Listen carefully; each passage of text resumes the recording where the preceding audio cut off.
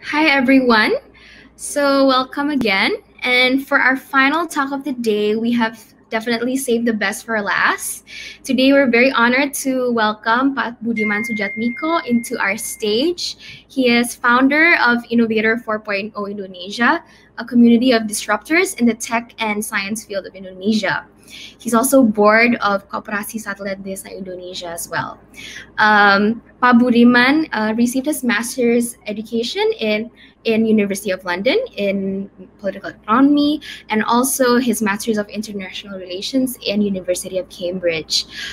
Today he'll be sharing in Indonesian, but don't worry, for those who will be asking in English, stick around for the question and answer portion of our talk, and he'll be able to answer you in English as well. So the stage is yours, Pak. Yeah, okay. Thanks, Sherish and our fellow Indonesian students in the States who organize this event. Terima kasih sudah mengundang saya. Saya Budiman Sujatmiko, tadi sudah diperkenalkan oleh Sherish. Saya sangat senang sekali menyambut teman-teman Indonesia yang menyelenggarakan acara Garuda Hacks dan mengorganisir hackathons yang diikuti oleh 1.500 orang dari Indonesia dan terutama dari luar negeri juga. Teman-teman sekalian, apa yang mau saya sampaikan di sini adalah bahwa saya ingin mengucapkan pertama belasungkawa terhadap para korban COVID-19, belasungkawa juga terhadap para korban dari kalangan awam maupun tenaga kesehatan, sekaligus ucapan terima kasih kepada para tenaga kesehatan yang sudah berkorban di seluruh dunia, khususnya di Indonesia. Saya tahu ini adalah hari-hari yang berat bagi teman-teman yang di luar negeri, karena terutama khususnya di Amerika Serikat, karena memang ada perintah dari pemerintah Amerika Serikat bagi para pelajar dan mahasiswa Indonesia yang kuliah di sana untuk pulang ke Indonesia dan belajar secara online. Tapi mudah-mudahan ini tidak menghalangi semangat teman-teman untuk mencari ilmu. Karena tantangan yang menghadang dan tergelar di depan anak muda seluruh dunia, tapi khususnya Indonesia, adalah tantangan yang akan saya perlihatkan di halaman slide berikut ini. Silakan, Sheris. Silakan slide berikutnya, halamannya. Ini tantangannya. Ini pertanyaan, are you ready? Siapkah kalian? Karena mulai dari tahun 2016 sampai tahun 2019 dan tahun 2020, sebenarnya hidup kita di bidang bisnis, ekonomi, kebudayaan, politik, akademik, filsafat, spiritualitas, sudah dipacu oleh perkembangan-perkembangan teknologi yang saya tunjukkan di sini.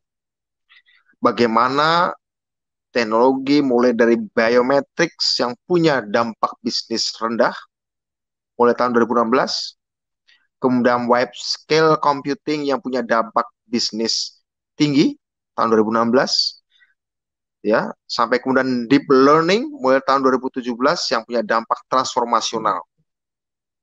Hingga kemudian perjalanannya tahun 2017, 2018, 2019, semua titik-titik ini adalah capaian-capaian yang diraih oleh umat manusia, terutama yang dipelopori oleh perusahaan-perusahaan teknologi, mulai dari Google, Facebook, Apple, Huawei, Microsoft, Tesla, Neuralink, Amazon, dan segala macam. Yang mana kita tahu bahwa masing-masing tiap tahun mulai dari 2016 terutama sampai 2019 itu punya dampak bisnis baik itu rendah, low, medium, tinggi maupun dampak yang transformatif atau transformasional. Kita sudah di 2019 dan kita sudah mengenal teknologi-teknologi seperti advanced robotics, smart machines, bahkan baru-baru ini Tesla dengan Neuralink mencoba mengenalkan teknologi antarmuka otak dan mesin atau otak dan komputer, brain computer interface yang memungkinkan manusia untuk bisa berkomunikasi secara dalam tanda kutip telepatis. Ini mengindikasikan apa? Mengindikasikan bahwa lambat laun manusia bisa mencapai teknologi dengan dampak bisnis ekonomi sosial yang tinggi.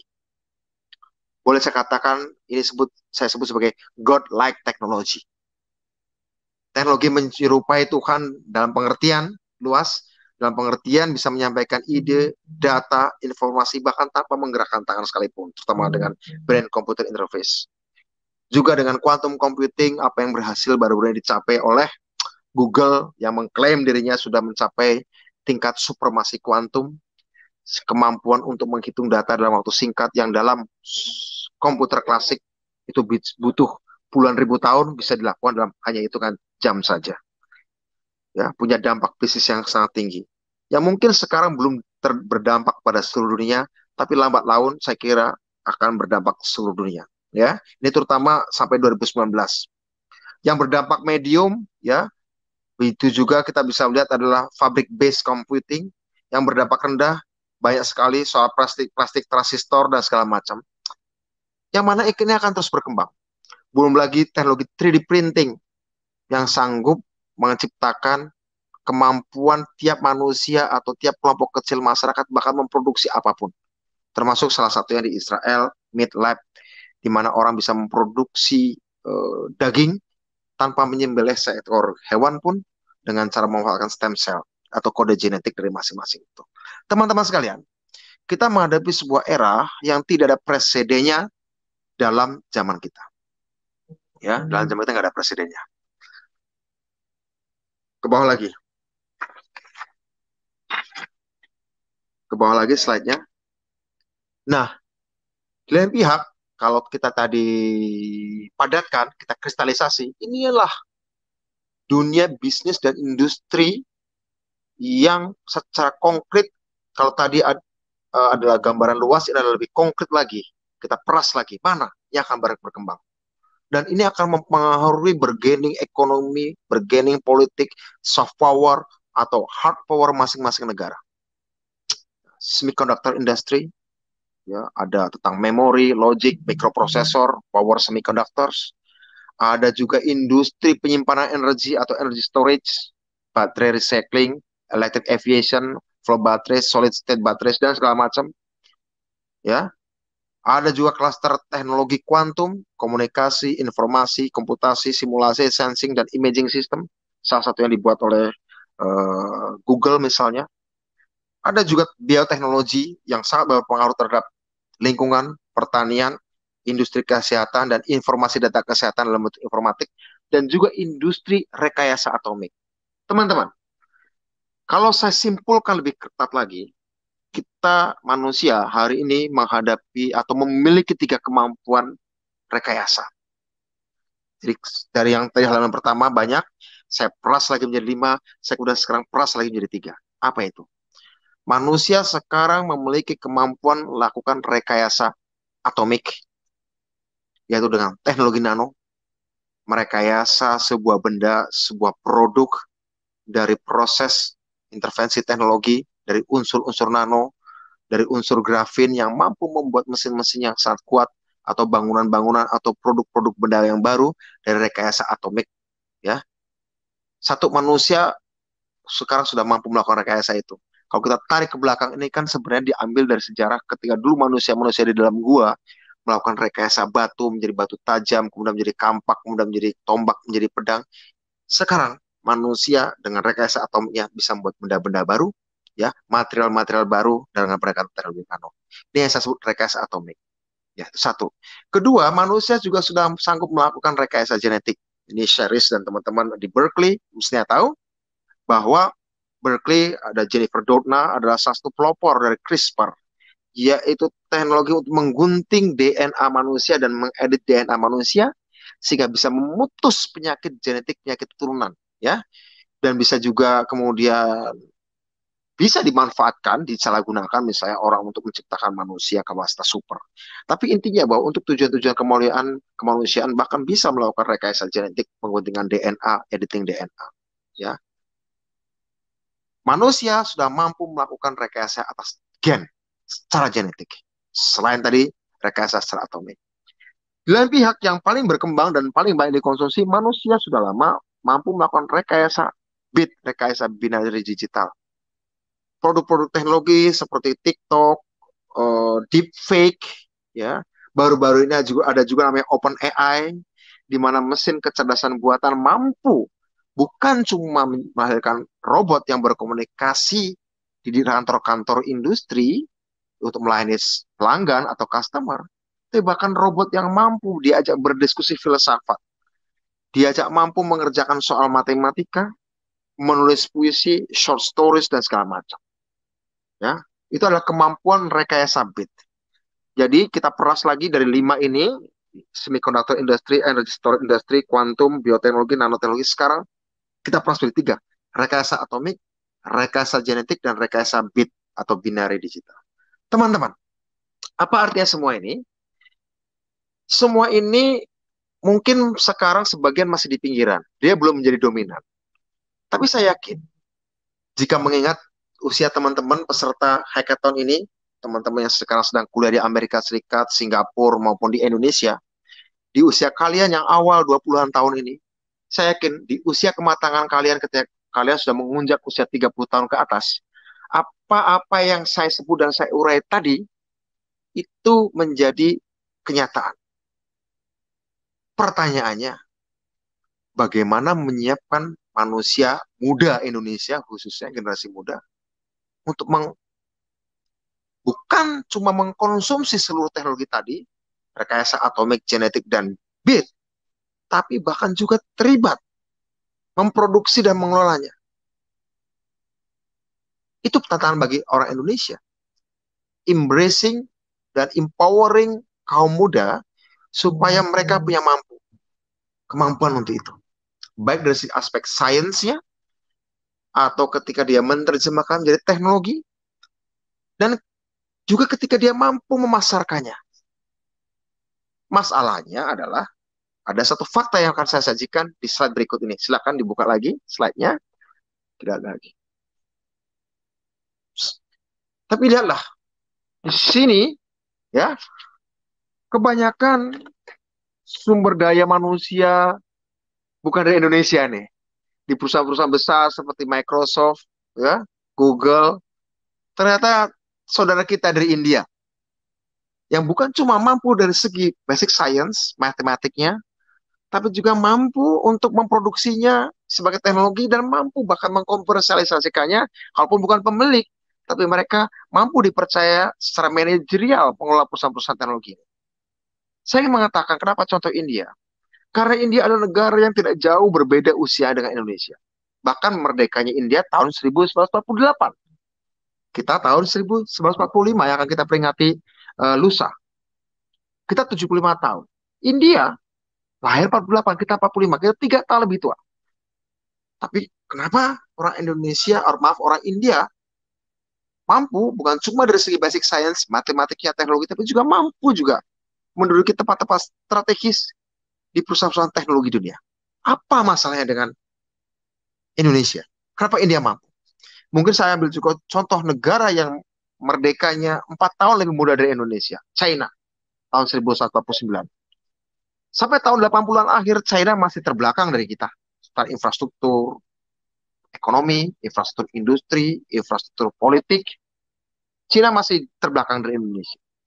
Tapi sekarang China bahkan sudah kita bisa sebut sebagai kandidat yang paling kuat untuk menjadi negara superpower baru, menggantikan posisi Soviet Rusia pada masa itu. Di samping Amerika Serikat tentu saja. Nah, apa sebenarnya yang berhasil dilakukan oleh India dan China? Saya tidak akan membahas apa yang mereka sudah lakukan. Yang saya ingin refleksikan adalah kenapa teknologi-teknologi tadi, rekayasa genetik, rekayasa atomik, rekayasa bit, kok kebanyakan dilakukan oleh negara-negara lain. Sementara kita lebih banyak, Indonesia khususnya, lebih banyak hanya menjadi objek dan konsumen dari teknologi-teknologi tadi itu. Baik itu rekayasa bit yang sudah banyak terjadi, ada TikTok, ada YouTube, ada Google, ada Facebook, etc., etc., etc., itu kan hasil dari rekayasa bit. Ternyata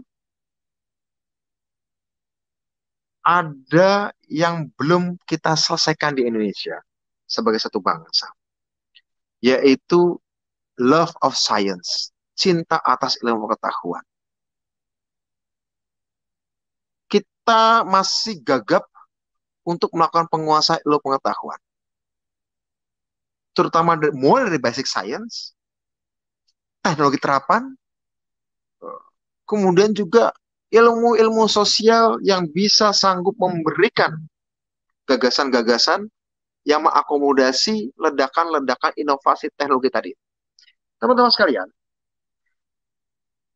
satu yang mungkin harus menjadi perhatian kita adalah bahwa untuk menciptakan teknologi tadi, sebelum Anda menguasai matematikanya, sebelum Anda menguasai algoritmanya, sebelum Anda menguasai komputasionalnya, ya, seseorang itu harus menguasai imajinasinya. Saya membayangkan seorang Mark Zuckerberg pertama-tama sebelum dia merumuskan algoritma Facebook bersama teman-temannya, punya imajinasi, bagaimana aku bisa punya teman banyak? Atau seorang Sergey Brin dan Larry Page, sebelum menemukan algoritma Google, mereka pasti punya imajinasi, bagaimana aku bisa tanpa harus keluar dari kamar kosku, aku bisa punya akses pada jutaan buku yang mungkin harus aku dapat selama ini kalau aku datang ke universitas atau perpustakaan library Universitas Stanford. Tapi mereka mungkin baru punya imajinasi, gimana aku nggak keluar dari kamar ruanganku, aku bisa punya akses pada jutaan, bahkan miliaran buku, atau literatur, atau jurnal.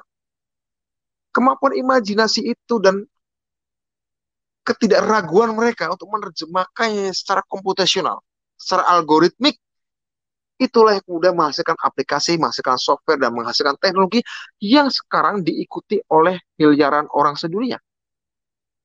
Series teman-teman, saya, dan lain-lain sekarang untuk mencari informasi kita tinggal ketik Google. Artinya apa?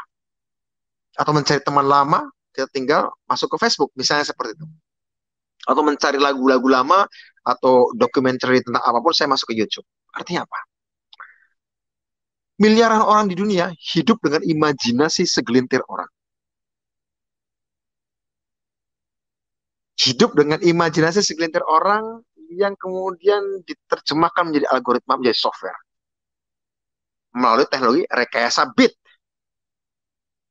Nanti kemudian, kemungkinan penemuan yang dilakukan oleh Jennifer Doudna di Berkeley tentang rekayasa genetik CRISPR-19, rekayasa DNA, nanti mungkin akan diikuti oleh miliaran orang.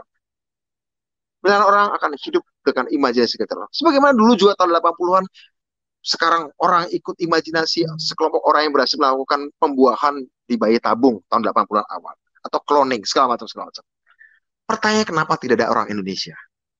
Terlalu sedikit bangsa sebesar ini, terlalu sedikit kontribusinya bagi ilmu pengetahuan dan teknologi dan imajinasi. Kenapa?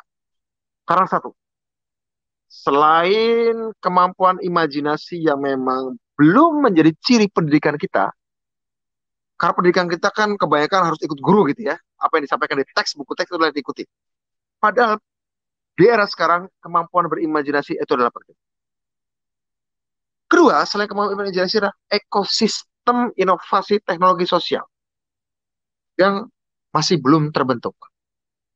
Inovasi-inovasi teknologi itu kemudian langsung diserap oleh perusahaan-perusahaan besar, dan kemudian perusahaan-perusahaan besar itu untuk kemudian mendapatkan akses pasar, mereka burning money, bakar uang, untuk mendapatkan akuisisi, user acquisition. Burning money, miliaran, puluhan miliar, ratusan miliar, bahkan ada sampai rugi, hanya untuk mendapatkan market akuisisi.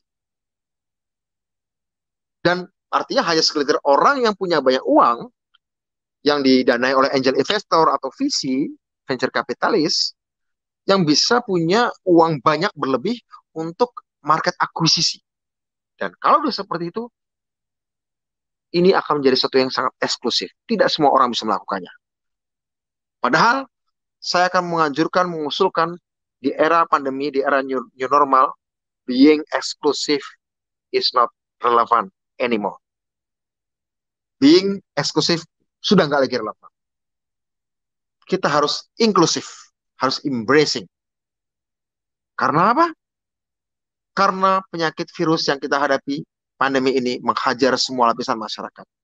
Kelumpuhan manufaktur, kelumpuhan sektor produksi, kelumpuhan logistik, kelumpuhan industri jasa pariwisata, kelumpuhan industri transportasi, menyadarkan kita bahwa sistem yang ada selama ini ternyata tidak cukup cerdas, tidak cukup responsif menghadapi krisis pandemik. Sebenarnya kalau kita belajar dari sejarah, dulu waktu pandemik Spanish flu, juga seperti itu, sistem mengalami keruntuhan. Kemudian terjadi reformasi sistem. Nah, saya mengusulkan dengan pandemi ini kita harus ada reformasi sistem sosial yang memungkinkan teknologi tadi bisa diakses oleh banyak orang. Nah, karena itu, mari saya usulkan ada pendekatan community driven innovation. Kita tahu bahwa di dunia ini teknologi innovation dalam revolusi 4.0 itu didominasi atau dilambangkan, disimbolkan, direpresentasi oleh Amerika Serikat. Yang kebanyakan inovasi teknologinya saya sebut sebagai corporate driven innovation. Perusahaan-perusahaan besar teknologi giant seperti Google, Facebook, Microsoft, Amazon, Tesla, saya sebut sebagai teknological sebagai corporate driven innovation. Corporate direpresentasi oleh Silicon Valley. Tapi ada juga pengimbangnya yang dilakukan oleh China, yaitu state driven innovation. Alibaba, Huawei, kemudian Xiaomi, segala macam itu sebagian juga didorong oleh peran negara, state driven. Meskipun mereka swasta, tapi negara sangat berperan kuat. Israel juga pada tingkat tertentu itu adalah state driven, karena kebanyakan perusahaan-perusahaan industri Israel walaupun namanya swasta, tapi ditopang oleh industri angkatan bersenjata. Nah, tapi di era pandemi, di era new normal ini, teman-teman sekalian, kita butuh pendekatan ketiga. Bukan corporate driven innovation saja, bukan seperti Amerika dan Eropa Barat misalnya, atau state driven innovation seperti China, seperti Israel misalnya. Saya mengusulkan pendekatan ketiga yang memang belum banyak ada, tapi menurut saya penting, yaitu community driven innovation. Caranya bagaimana? Dan bagaimana peran kaum muda? Mungkin bisa ke slide berikutnya, teman-teman sekalian. Jadi intinya adalah kita, kebetulan ini kasusnya Indonesia, ya. Kebetulan tahun 2014 kita berhasil menggolkan Undang-Undang Desa. Di Indonesia ada 74.954 desa. Orang Indonesia yang tinggal di 74.954 desa itu kira-kira 50% dari penduduk Indonesia. Jadi sekitar 130 juta orang tinggal di 74.954 desa. Wilayah rural yang kebanyakan infrastrukturnya masih terbengkalai. Ya, infrastruktur fisik, infrastruktur digital, infrastruktur pendidikan, segala hal yang kita butuhkan untuk kemajuan peradaban masih banyak terbengkalai. Tapi alhamdulillah, puji Tuhan, kita berhasil menggolkan undang-undang desa sehingga memungkinkan tiap desa tiap tahun mendapatkan dana desa. Kurang lebih 1 miliar dari pemerintah pusat dan 500 juta dari pemerintah kabupaten. Tiap tahun. Di mana dana itu dipakai selama untuk membangun infrastruktur fisik, jalan, jembatan, which is sangat bisa dipahami karena memang selama ini terbengkalai. Tapi sekarang ini dengan adanya pandemi kita sadar bahwa bangsa atau manusia di desa nggak cuma butuh jalan mulus, nggak cuma butuh jembatan mulus, tapi juga butuh jalan digital yang mulus. Butuh juga jembatan digital yang mulus. Nah, bagaimana uang yang datang tiap tahun ini bukan sekedar membangun infrastruktur fisik, tapi juga membangun infrastruktur digital. Juga membangun infrastruktur sumber daya manusia atau human resource. Ya, community power desa kota, village and kampung kota, ya, urban neighborhood dan rural areas, ya, terutama di wilayah-wilayah urban poor, ya.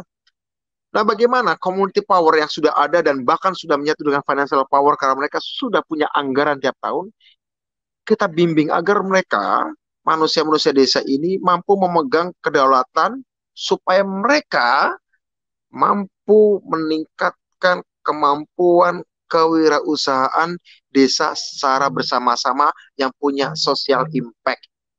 Itu kebutuhan kita. Satu. Itu kebutuhan kita adalah setelah infrastruktur fisik, setelah dana desa ada, nomor satu. Kedua, kita adalah ingin membangun kewirausahaan.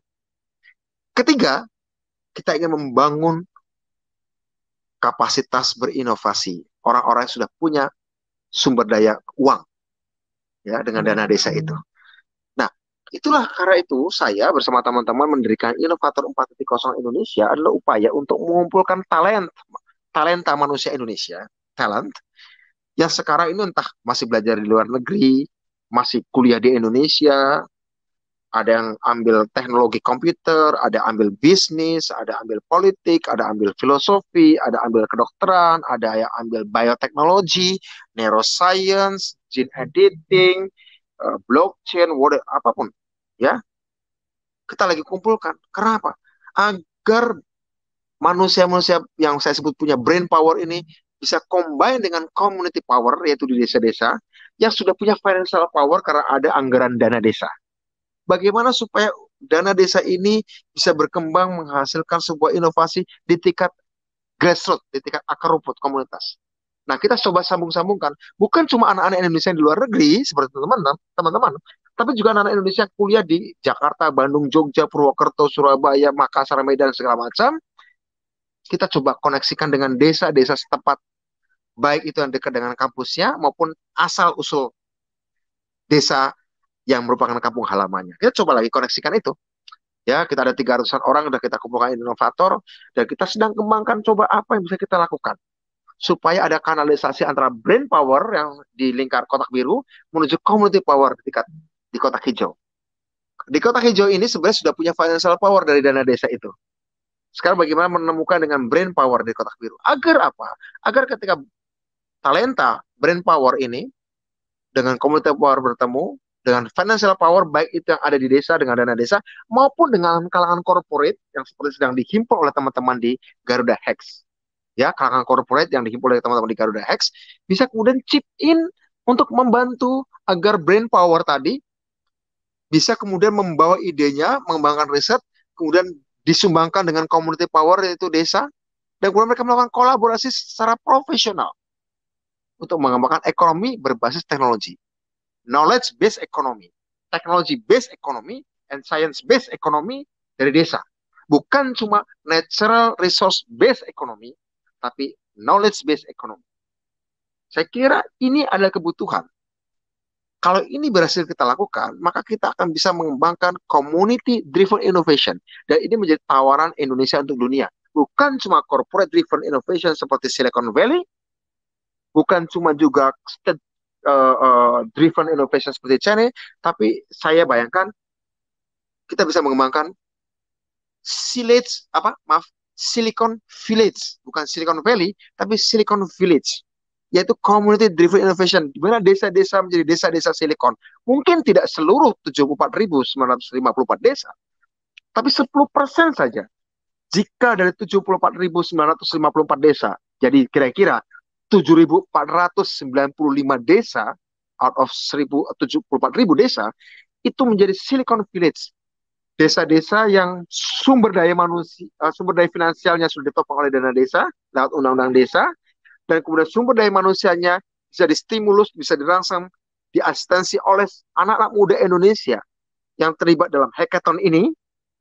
Ya, saya harap hackathon ini kemudian menghasilkan talent-talent, kreator-kreator industri, apps developer yang kemudian mau berkomunikasi dengan komunitas, bisa lewat kami salah satunya, lewat Imun Inovator, ya. Dan kemudian nanti kami akan salurkan ke desa-desa lewat BUMDes atau masuk dalam koperasi-koperasi kerjasama. Silakan bangun perusahaan-perusahaan swasta sendiri, ya, perusahaan-perusahaan swasta, dan kemudian setelah itu kerjasama dengan koperasi, kerjasama dengan BUMDes, dan kemudian menciptakan market acquisition, tapi juga co-ownership. Karena BUMDes dengan adanya uang, mereka juga bisa investasi. Desa-desa ini dimungkinkan oleh undang-undang untuk investasi dalam perusahaan teknologi. Mimpi saya adalah mungkin belum semua 74.000 desa perusahaannya itu menjadi perusahaan teknologi, tapi 10% saja BUMDes atau badan usaha milik desa itu bisa berinvestasi kepada teknologi. Nah, ini sedang kita coba lakukan. Slide bawah lagi. Silakan nanti teman-teman bisa bergabung bahwa apa yang kita lakukan hackathon ini nanti tidak akan sia-sia. Bukan cuma mendapatkan sesuatu, tapi kita juga bisa kolaborasi. Ya, kita bisa kolaborasi. Nah, ini yang sudah kita lakukan. Kami selain bikin inovator, tempat berkumpulnya talent, ada 300-an talent, ya, kita bagi kurang lebih 3 jenis manusia di talent inovator.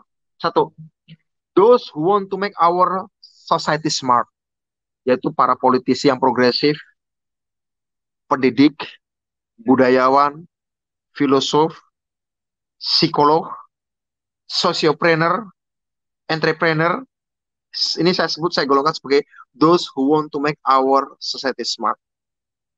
Itu satu golongan. Nah, mereka harus ngobrol dengan golongan kedua yang kita himpun juga di inovator, yaitu those who want to make our technological tools smart. Computer scientist, data scientist, ahli quantum computer, ahli blockchain, ahli drone, kemudian ahli 3D printing, kita kumpulkan juga ada. Anak-anak Indonesia semuanya, yang di luar negeri maupun di dalam negeri. Those who want to make our technological tools smart. Kita gabungkan dengan jenis ketiga, yaitu those who want to make our biological body smart. Gene editor, neuroscientist, psychiatrist, neurobiologist, anak muda Indonesia, bahkan anak inovator ada juga ikut riset di Oxford, ikut riset juga dalam soal salah satu tim dari 300 orang yang riset di Oxford menemukan vaksin COVID-19. Ada anggota inovator. Ada juga dari Cambridge, dia riset di sebuah perusahaan swasta untuk menemukan vaksin COVID-19, orang Indonesia. Ya, jadi those who want to make our society smart, those who want to make our technological tools smart, and those who want to make our biological body smart. Kita kumpulin inovator. Tapi ini kan baru brain power, baru talent. Brain power menemukan quantum komputer, menemukan resep untuk menyembuhkan penyakit, itu kan satu soal. Tapi itu belum menyelesaikan soal yang lain. Bagaimana socializing, bagaimana social networking. Nah, kita bangun namanya Koperasi Satelit Desa Indonesia. Siapa itu? Mereka adalah pegiat-pegiat teknologi yang di akar rumput.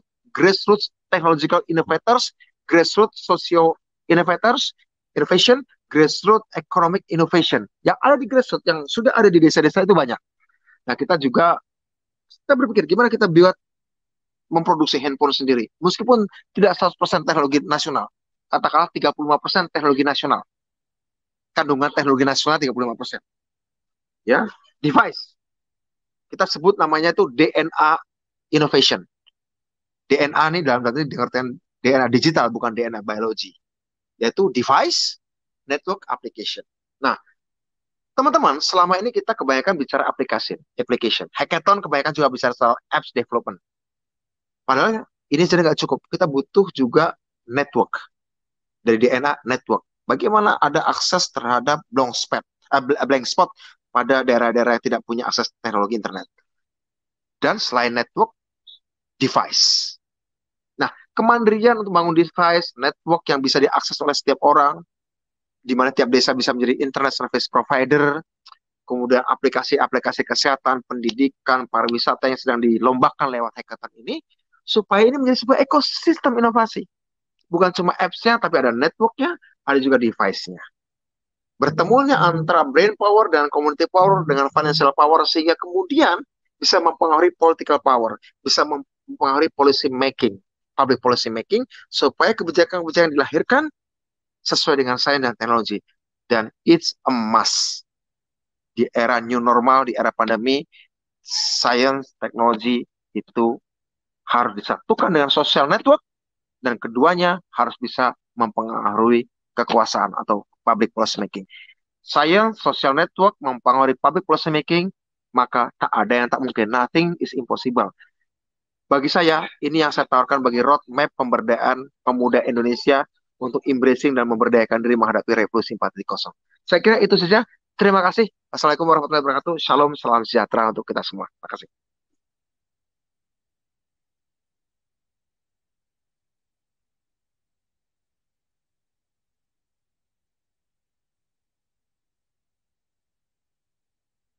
Ya, oke.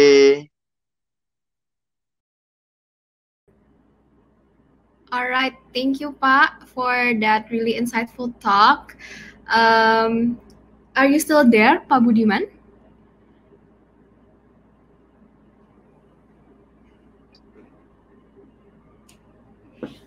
Halo, Pak. Oke. Oke, sudah terdengar jelas ya. Oke, terima kasih. Jelas. Let's collaborate. Okay. Okay, let's collaborate definitely. Yeah. Are you ready for Q&A, Pak? Already? Oke, Oke, aku bakal baca beberapa pertanyaan yang udah ada di comment section ya. Pertama dari Violin, Menurut Bapak, bagaimana kita bisa encourage anak-anak bangsa Indonesia untuk melewati penghalangan ini? Tadi Bapak mention di Indonesia ada lack of love for technology and STEM subjects ya, science, technology, engineering. Juga ada lack of creativity untuk bikin hal-hal yang inovatif karena kurikulum di sekolah Indonesia masih lebih terlalu strict dan juga kurang inovatif ya. Menurut Bapak, gimana kita bisa encourage anak-anak Indonesia untuk bisa lebih kreatif dan juga explore passion mereka? Langsung saya jawab, Sheris ya? Iya, boleh langsung aja. Oke. While sekolah-sekolah yang konvensional masih restriktif, sekarang perkembangan teknologi sudah memungkinkan anak-anak muda Indonesia untuk mencari kanal-kanal pembelajaran yang sifatnya lebih encouraging, inspiring, kolaboratif, dan inovatif. Dan bottom line semuanya adalah imajinatif. Ya, imajinatif. Ya, saya kata tadi ya, imajinasinya seorang Sergey Brin dan Larry Page menggiring miliaran manusia, gitu ya. Imajinasinya seorang Mark Zuckerberg, imajinasi seorang Elon Musk misalnya.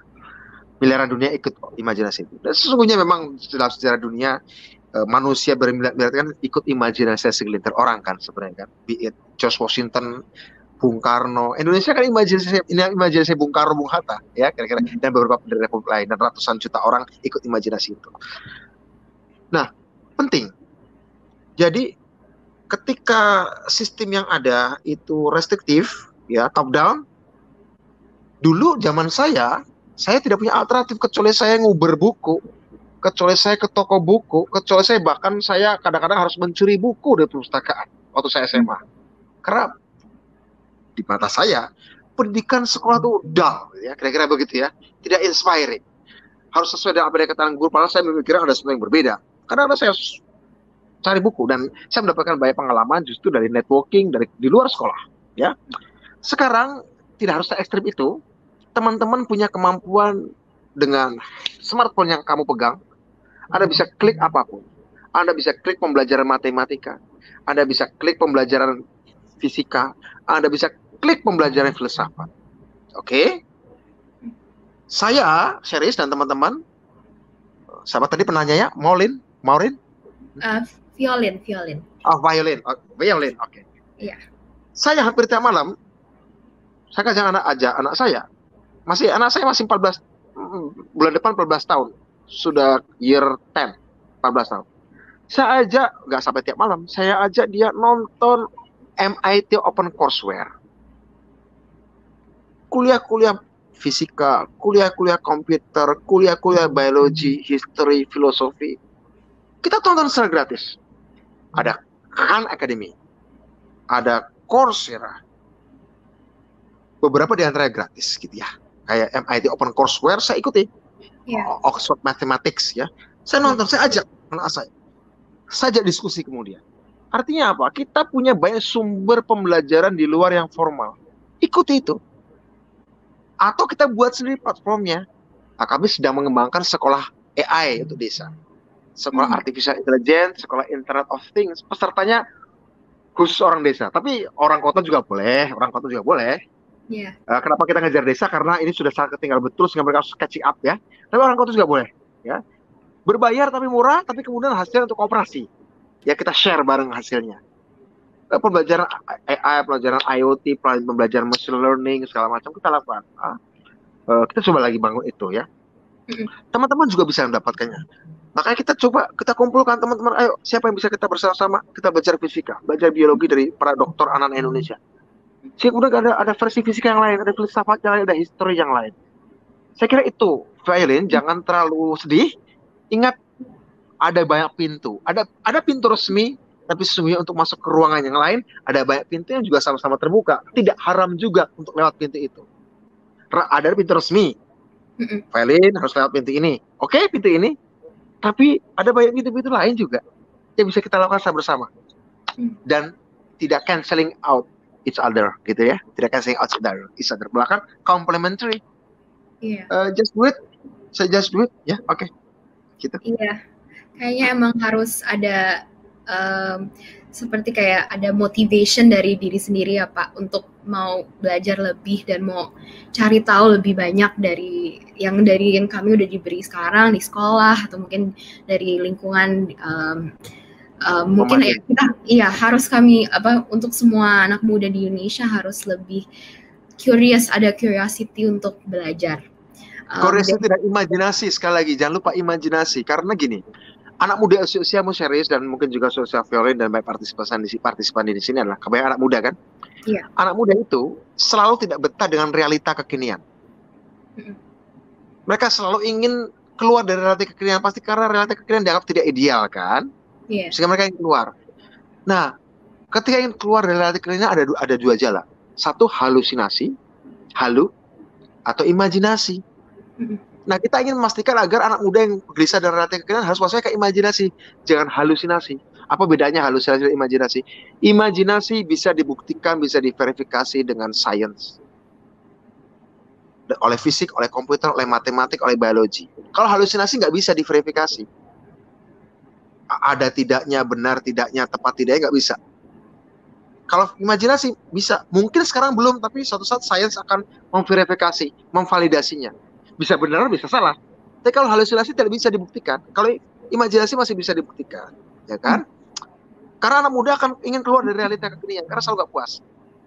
Nah, sekarang series dan violin, di era pandemi, di era new normal, imajinasi anak muda itu lebih ampuh dan powerful ketimbang pengalaman orang tua. Saya kira itu. Ya, terima kasih. Oke, ada satu question lagi. Malam Pak, dari Ashley. Adakah aspek sosiokultural yang secara khusus membentuk masyarakat Indonesia yang kekurangan akan imajinasi dan love of science? Dari siapa tadi, maaf? Ashley. Ya. Keren pertanyaanmu. Imajinasi dan kultural, ini menarik. Sosiokultural, aspek sosiokultural. Okay. Ashley, bahasa itu produk budaya. Kalimat itu produk logika. Dan kata-kata itu produk emosi. Oke. Bahasa itu produk budaya dan budaya adalah produk imajinasi. Grammar bangsa Indonesia yang simpel dibandingkan grammar bahasa Jerman atau Inggris atau Prancis, itu jadi mau nggak mau memang imajinasi simple. Imajinasi kita pada waktu, future, past maupun present kan nggak banyak di bahasa Indonesia kan? Kan nggak ada pembentukan kata karena future tense, present tense, past tense kan di Indonesia nggak ada. Pembagian antara gender juga tidak ada. Itu menyebabkan karena kalimat adalah produk budaya dan budaya adalah produk imajinasi, dan ketika kalimatnya sederhana jadi budaya relatif sederhana. Oke? Sehingga imajinasi sebenarnya jangan-jangan imajinasi sederhana. Kenapa imajinasi sederhana? Saya nggak tahu, tapi kemungkinan karena memang terlalu baik kita memakan dogma sejak kecil, doktrin, instead of critical thinking. Imajinasi itu produk budaya. Kalimat itu produk logik. Ketika ada namanya present tense, future tense, past tense, itu kan berarti kan orang atau bangsa yang memproduksi kalimat future tense, present tense, past tense itu punya logik tentang waktu kan. Apa yang akan, sedang, dan pernah terjadi. Apa yang pernah masih terjadi. Apa yang pernah sudah tidak lagi terjadi. Kan gitu. Ya kan, dalam kalimat kan itu ya. Dalam bahasa Inggris ya. Mungkin juga di tempat-tempat lain bahkan ada benda-benda yang pakai genre tertentu berbeda gitu ya. Itu berarti ada imajinasi, ada logik ya. Dalam kalimat ada logik. Ketika sebuah kalimat tidak present, future, dan past, artinya jangan memang logik kita tidak dalam soal menafsirkan waktu, itu juga mungkin tidak terjadi. Ya kan? Nah, ada waktu yang pernah berlalu dan masih berlaku, ada waktu yang pernah berlalu, sudah tidak berlaku, kalimatnya udah beda. Bentukan katanya berbeda. Kemudian kata adalah ungkapan emosi. Bahasa kalimat kata adalah budaya, logik, dan emosi seseorang. Nah, sekarang bagaimana menghadapi itu? Menghadapi bahasan budaya seperti ini. Kita punya jawaban ternyata. Mungkin logiknya sederhana bahasa-bahasa kita. Tapi kita punya keanekaragaman bahasa suku-suku. Ada sekitar 700 bahasa suku di Indonesia. Artinya ada 700 budaya. Mungkin masing-masing sangat sederhana dibanding katakanlah budaya Inggris ya. Tapi karena jumlahnya dalam negara bangsa Indonesia itu banyak, kalau di Inggris kan paling cuma orang English, orang Scottish, orang Wales, dan orang Irish misalnya seperti itulah ya. Selama di Inggris ya agak paham di situ. Di Spanyol ada orang Katalan, ada Kastilan dan segala macam. Tapi di Indonesia kan 700 suku. Artinya ada masing-masing mungkin sederhana logik dan budaya dibandingkan orang English, orang England ya. Tapi karena ada jumlah yang banyak, kita punya variety, punya keanekaragaman yang lebih kaya daripada orang Inggris. Dan kemudian dari bahasa itu masing-masing punya logik kalimat sendiri, masing-masing punya ungkapan emosi kata sendiri. Kira-kira bisa nggak dari keanekaragaman data itu yang kaya kita bisa menghasilkan sebuah sains? Ada. Tidak semua sains yang cocok mungkin di Indonesia. Mungkin basic science kurang di Indonesia. Mungkin math, biology, physics, kimia mungkin kurang. Tapi jangan-jangan Indonesia ada sains lain yang tumbuh subur karena keanekaragamannya, yaitu complexity science. Bukan basic science, tapi complexity science. Ekonomi fisik, biologi evolusioner, computational sociology, computational history. Itu kan complexity science. Ini kalau di Amerika Serikat pusatnya yang mengembangkan di Santa Fe Institute di New Mexico. Kalau di California mereka dikembangkan di Caltech. Ada Mary Gell-Mann segala macam dulunya ya di Caltech. Kemudian risetnya sekarang di Santa Fe Institute di New Mexico. Complexity science bukan tentang biologi tapi evolutionary biology. Bukan tentang fisika tapi ekonomi fisik. Bukan tentang computation ya, computing science, tapi computational sociology yang beragam, computational anthropology, even sekarang ada computational history. Mungkin bangsa Indonesia, sains yang berkembang sesuai dengan keanekaragaman sukunya yang sangat beragam datanya, itu menyebabkan basic science kurang, tapi complexity science kuat. Artinya apa? Kalau complexity science kuat, dia lebih dekat pada aplikasi. Dan di era revolusi 4.0 aplikasinya pada apa? Pada membangun empati dan social networking. Ya, social networking. Jangan-jangan mungkin itu kontribusi Indonesia bagi dunia, bukan pada basic science seperti orang Yahudi atau seperti orang Jerman atau seperti orang Inggris yang baik memberikan basic science atau orang India yang baik berkontribusi pada basic science. Indonesia pada complexity science. Emergence, sesuatu yang emergence ya. Saya kira itu. Karena lanskap sosial kita dan lanskap geografis kita itu. Saya kira itu. Iya, saya pikir itu konsep yang sangat menarik ya Pak. Complexity science. Satu contoh aja mungkin yang aku baru pop up di kepala saya. Ada data yang bilang Indonesia itu salah satu negara yang internet presence-nya paling tinggi ya. Yeah, no wonder because at the very core kita emang very social beings, right? Yeah, very interesting. I think untuk semua partisipan kami bisa something to keep in mind kalau mau bikin project. Saya dekat dengan yang namanya komputer, komputer dan internet. Ya, mungkin kekayaan Indonesia. Iya, yeah, maybe itu salah satu sektor yang kami bisa fokus ya untuk future Garuda Hackathon event. Oke, next question ya Pak.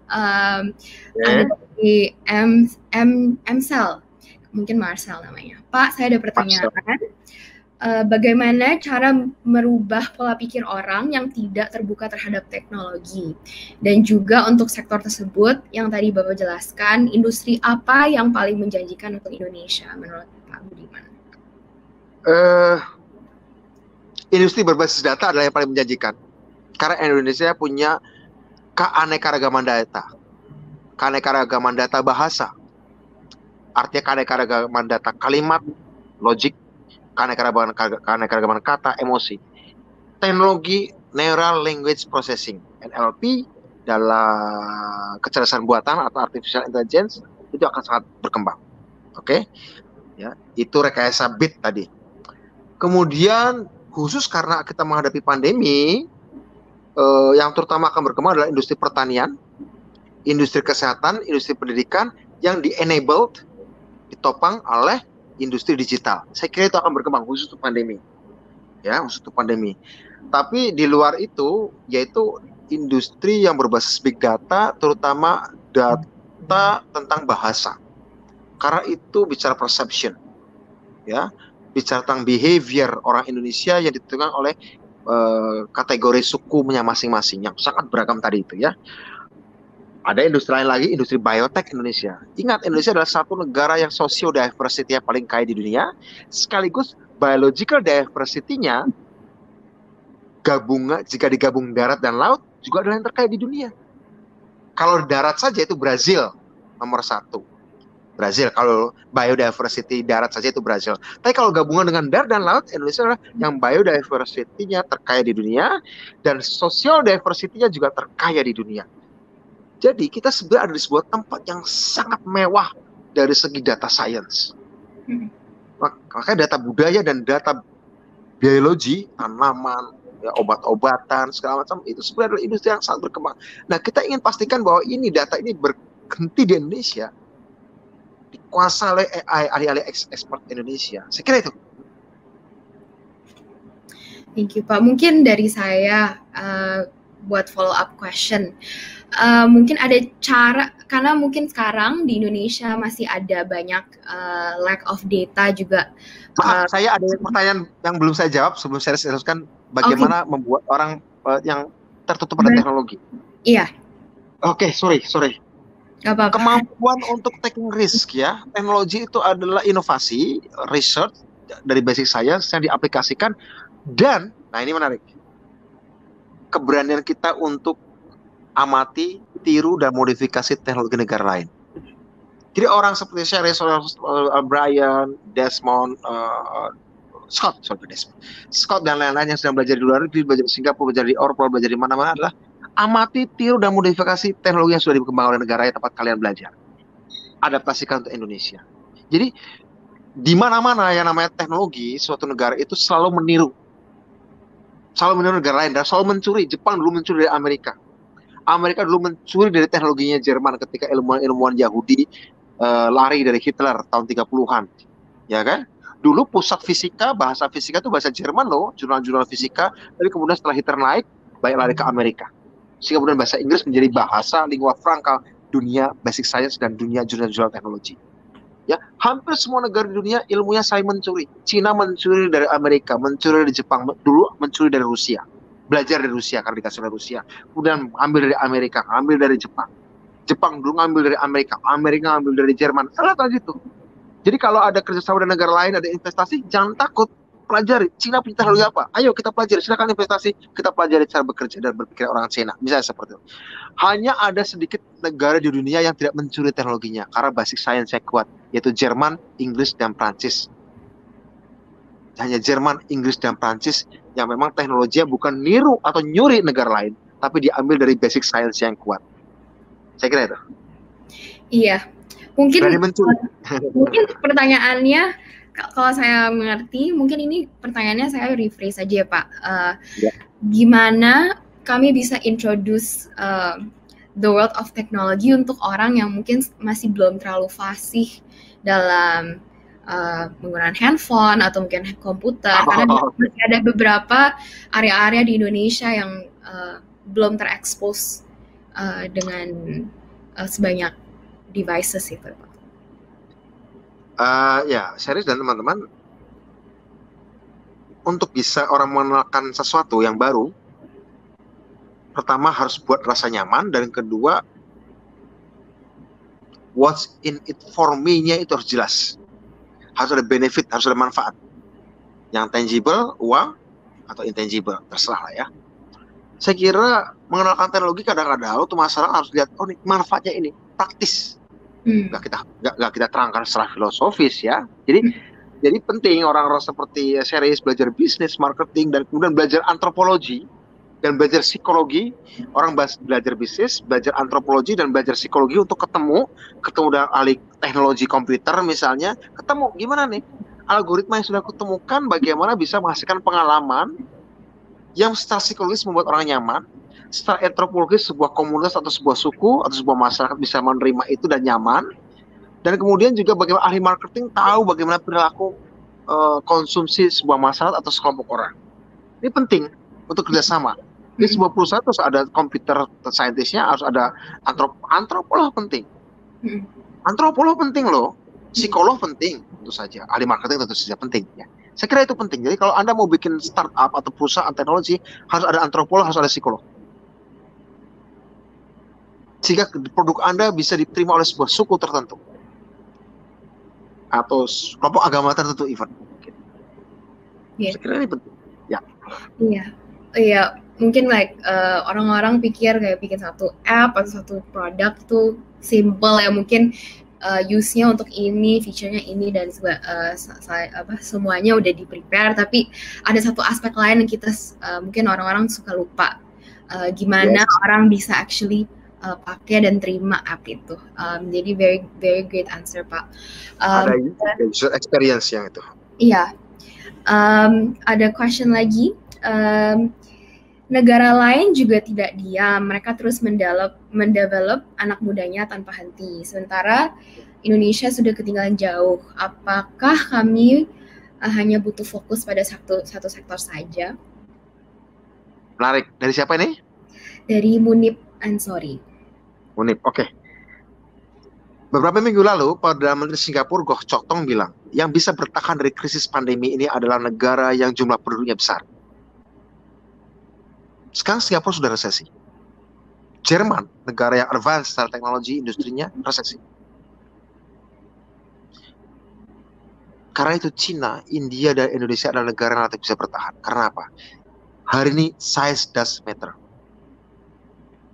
Jadi jumlah yang kita anggap sama jadi beban ternyata adalah potensi. Karena apa? Marketnya dalam ukuran besar sudah terbentuk. Singapura, karena mengandalkan jasa dan pengetahuan saja, tapi marketnya kecil, niche-nya kecil, apa jadi cepat resesi. Sementara di negara yang jumlah penduduknya besar, pasar itu luas, lebar, sehingga ada waktu, ada ruang untuk mengeksplorasi dan mengelaborasi lebar lapangan dan jumlah manusia. Syaratnya ada koordinasi yang baik antara pemerintah, sains teknologi, dan social network yang bisa menghimpun komunitas. Syaratnya itu. Cina punya itu, India punya itu, Indonesia pemerintahnya juga embracing, rangkul semuanya. Bandingkan dengan Amerika. Kenapa Amerika kewalahan? Meskipun penduduknya besar, size dia punya, lebih punya dari Indonesia, dan secara geografi lebih mudah karena dia kontinental. Sains teknologinya juga maju Amerika. Tapi ada satu faktor yang Amerika yang tidak punya, tapi Cina, India, dan Indonesia punya. Itu apa? Pemerintahnya tidak embracing. Pemerintah di Amerika presidennya kan hostile nih, nyerang sana, nyerang sini, nyerang sana, nyerang sini. Beda dengan Pak Jokowi gitu kan. Kalau perlu musuh pun dikumpulin jadi satu gitu loh. Jangan kebanyakan musuh gitu ya. Meskipun ada juga masih tetap musuhin gitu ya, tapi minoritas lah ya. Yeah. Kalau Trump, teknologi sains ada di sana. Size ada di sana, market size. Tapi pemerintahnya divisif, hostile, tidak memeluk, tidak merangkul, sehingga nggak jalan juga gitu. Kalau Cina, sosial networknya jalan, teknologinya jalan, pemerintahnya partai tunggal. India juga relatif embracing. Jadi ada yang kompak pemerintahannya, sainsnya ada, tapi size-nya nggak berjalan. Singapura, karena kecil penduduknya. Jadi size does matter hari ini. Quantity menentukan kualitas. Kenapa?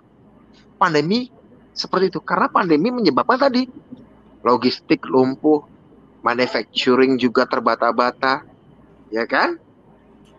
Industri jasa juga mengalami kelumpuhan, kecuali yang digital. Kalau yang masih analog lumpuh. Ya, industri pariwisata yang analog lumpuh, tapi industri pariwisata digital tourism barangkali akan berkembang. Ya, satu-satunya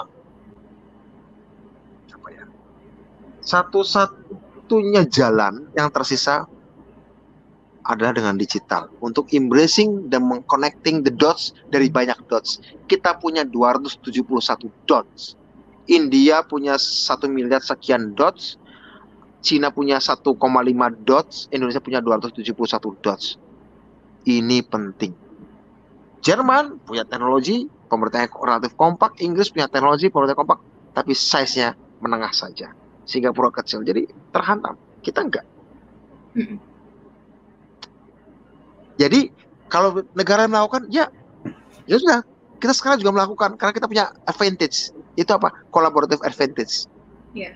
Artinya yang biasa ada di depan lagi macet nih. Yang biasa ada di depan kita lagi macet nih. Oke. Kita bisa ngejar gitu. Karena yang biasa di depan kita, perlombaan ini lagi larinya lagi melambat, kita bisa ngejar. Saya kira itu. Tapi kita harus tahu kekuatannya tadi, fokus di mana? Fokus pada, dari segi ilmu pengetahuan, fokus pada complexity science. Dari segi teknologi, fokus kepada biotech, ya, biotech untuk menangani biodiversity kita. Dan dari teknologi digitalnya, fokus kepada natural language processing untuk mengakomodasi keanekaragaman sosial kita atau sociodiversity kita. Jadi dari teknologinya, fokus pada biotech untuk mengakomodasi biodiversity. Untuk teknologi digitalnya, fokus pada natural language processing untuk mengakomodasi keanekaragaman sosial kultural bangsa kita, ya. Kemudian tadi dari science-nya, kompleksitas science, biotech dan apa tadi namanya, natural language processing. Kemudian dari segi bisnisnya, sociopreneur, bukan lagi private saja, tapi sociopreneur, kewirausahaan sosial, bisnis yang punya social impact. Saya kira itu. Ya, saya setuju sekali, Pak. Kayak saya pikir social complexity itu, social complexity ya namanya ya. Itu sangat unik akan Indonesia ya. Dan saya sebenarnya saya hope tadinya Bapak bisa bicara lebih early dalam acara kami supaya lebih banyak orang bisa dengar ide ini sebelum mereka mulai bikin project mereka. Gitu. Awal-awal gitu. Iya, tapi ya nggak apa-apa. Nanti kami undang lagi ya tahun depan untuk bicara. Kolaborasi dengan inovator, serius. Iya, benar-benar. Teman-teman Indonesia yang ada di Indonesia, peserta-peserta ini nanti koneksikan aja dengan saya. Nanti bisa koneksikan ke desa-desa. Iya. Ya kan? Tidak usah nunggu tahun depan, koneksikan, hubungkan dengan kami di inovator dengan kooperasi satelit desa. Nanti kita hubungkan dengan desa-desa untuk menciptakan social complexity science itu, ekosistem. Sorry. Iya, siap. Mungkin karena kita udah hampir kehabisan waktu, ada any last words untuk semua partisipan di sini? Closing remarks ini, peserta ada berapa nih? Saya ikut, saya lihat di mana nih? Waduh, sebentar ya Pak, saya harus cek dulu. Tapi silakan mulai dulu, Pak. Pesertanya rata-rata dari mahasiswa atau pelajar? Pelajar. Pelajar ya? Oke. Mahasiswa banyak juga kah? Banyak. Sorry kalau saya agak ketinggian ya, maaf ya. Tapi nanti kapan bisa dilihat lagi rekamannya. Ini ada di YouTube juga kan? Ada di YouTube juga kan? Akan di stream. Akan di stream, oke. Nanti kalau udah direkam nanti bisa dikasih saya linknya. Jadi gini, apa closing remark saya untuk survive? Satu, berimajinasilah. Untuk Anda bisa mengejar dan memahami zaman ini, Anda harus mampu melampaui imajinasi. Bung Karno, Bung Hatta, Bung Syahrir, Tan Malaka dulu punya imajinasi tentang Republik Indonesia.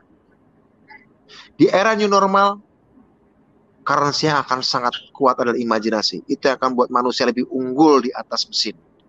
Mesin bisa akurat, mesin bisa tepat, cepat, cerdas. Tapi mungkin sementara saya belum lihat mesin bisa berimajinasi. Berimajinasilah. Kedua, berilmu pengetahuanlah. Terjemahkan imajinasimu ke dalam ilmu pengetahuan, ke dalam matematika, ke dalam algoritma. Buatlah apps. Jadi ketika Anda sedang bikin apps sekarang, Anda harus punya kekuatan imajinasi dulu. Apa yang akan mau aku selesaikan?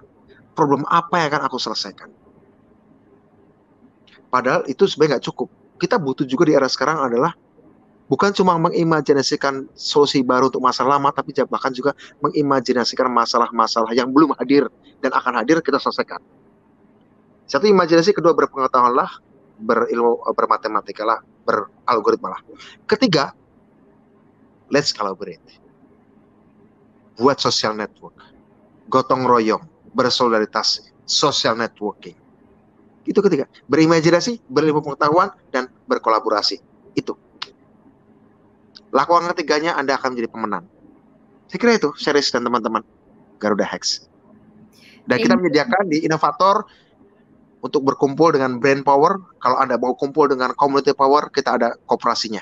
Satelit Desa Indonesia. Iya. Inovator 4.0 itu sangat very inspiring, Pak. Saya baru masuk grupnya dan semua orang di sini kayaknya kalau belum tahu tentang organisasi ini segera di check out di internet, udah banyak banget informationnya. Mungkin Pak Budiman bisa share dikit kalau mau apa yang ingin dicapai di dalam ke depannya, 1 tahun ke depan. Kita ingin memunculkan agar talent-talent Indonesia, brand power itu ada bersama masyarakat, bersama desa, bersama kampung kota, bersama universitas Indonesia, bersama sekolah-sekolah di Indonesia, agar setiap sekolah, kalau perlu nanti talent-talent Indonesia ini punya binaan sekolah, binaan universitas, binaan kampung, binaan desa, binaan bisnis seluruh Indonesia, agar kekuatan imajinasi, kekuatan sains bernyatu dengan kekuatan rakyat, social network, sehingga bisa menciptakan masyarakat yang lebih fair, lebih equal, lebih free, lebih empatetik, dan lebih bersolidaritas. Saya kira itu. Kita ingin menciptakan tujuan-tujuan kita merdeka, ya. 75 tahun kita akan merdeka. Best of luck, Pak. Kami semua di sini mendukung. Sama-sama kolaborasi. Thank you juga untuk waktunya bisa bicara di sini. Ada banyak banget yang bisa datang. Thank you everyone yang udah join. So this is the last keynote talk for Garuda Hacks. For everyone else who is still hacking, keep pushing on. You're at the final few hours, so push on, and we're gonna have a few more hours till submission time. So thank you everyone for joining. Thank you Pak Budiman. See you di Jakarta ya. See you Pak. Dan Brian juga. Iya, happy malam minggu di sana ya. Oke, makasih. Bye. Thank you everyone. Okay. All right, thank you everyone for joining in. If you want to rewatch this video, we will be posting it on YouTube, so tune in, and thank you everyone.